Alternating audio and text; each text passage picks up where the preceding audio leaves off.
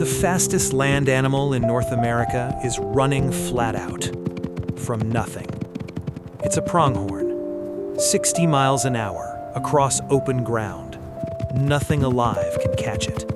Wolves quit at 40, coyotes sooner. So what's it running from? Whatever it is, it's been dead for 12,000 years, and it was never what anyone thought it was. You'd call that speed a gift. It's a scar. 60 miles an hour costs a fortune to run. A huge heart, huge lungs, fuel burned by the tankful. Evolution never pays that for a threat that isn't there. So the threat was there. Something on these plains was fast enough to make 60 the line between living and dying. For decades, no one could name it. Then the ground gave up a skeleton, impossibly familiar and impossibly out of place. The skeleton was built like a cheetah, long limbs, a short, high skull, wide nasal passages, the same oversized air intake a cheetah uses at a dead sprint. In 1979, zoologist Daniel Adams looked at those bones and dropped a bombshell in the journal Science. The cheetah was never African. It was American, born here and carried into the Old World later. They named it Miracinonyx, the American cheetah. Adams was believed for 25 years. He was wrong. And what proved him wrong came out of a cave. Pleistocene, Wyoming, 20,000 years ago. Grass to the horizon. Herds of early pronghorn grazing in the open, no cover for miles. Something moves through that grass. Miracinonyx trumani, puma-sized, 70 kilograms, but stretched long and stripped light. Longer legs, a deeper chest, lungs built for one purpose. It couldn't climb. Its claws barely retracted, worn blunt as a dog's from a life spent running. This was no ambush cat. It was a pursuit engine, and it hunted the fastest animal on the continent by being faster. To the grazing herd, the morning is calm.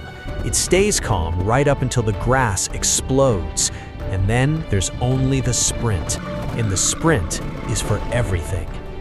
Here's where the story turns on you.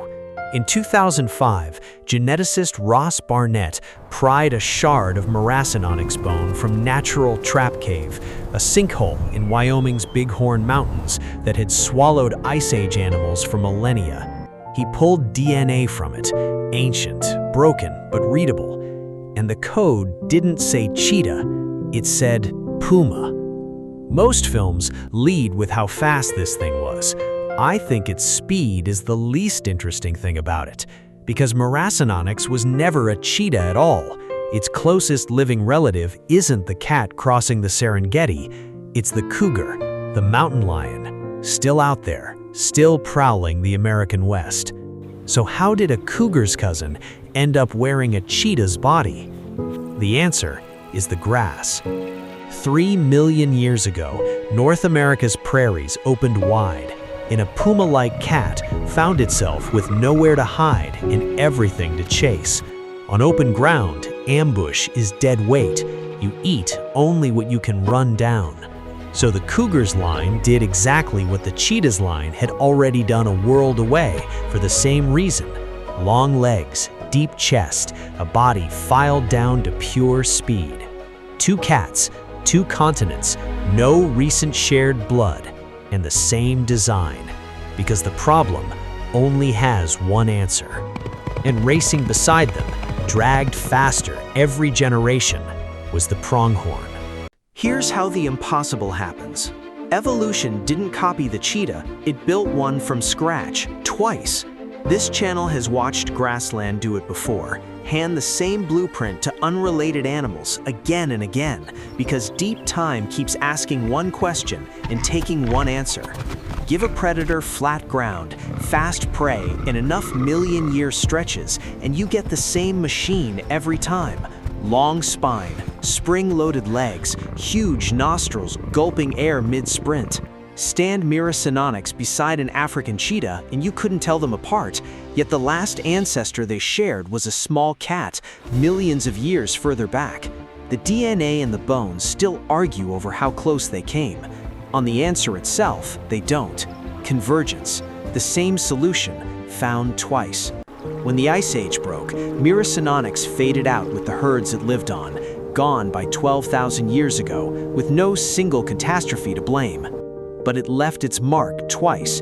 Its blood still runs in the cougar of the American West, and its fear still runs in the pronghorn. John Byers at the University of Idaho showed the antelope is faster than anything alive needs it to be, still built to escape a predator that's gone. The proof isn't in stone, it's in the legs.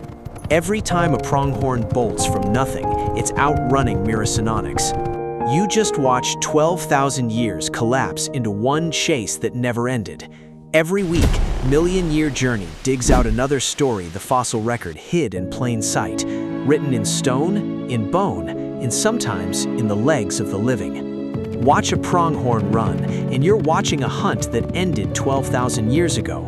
The cat is gone. The fear isn't. The chase never stopped.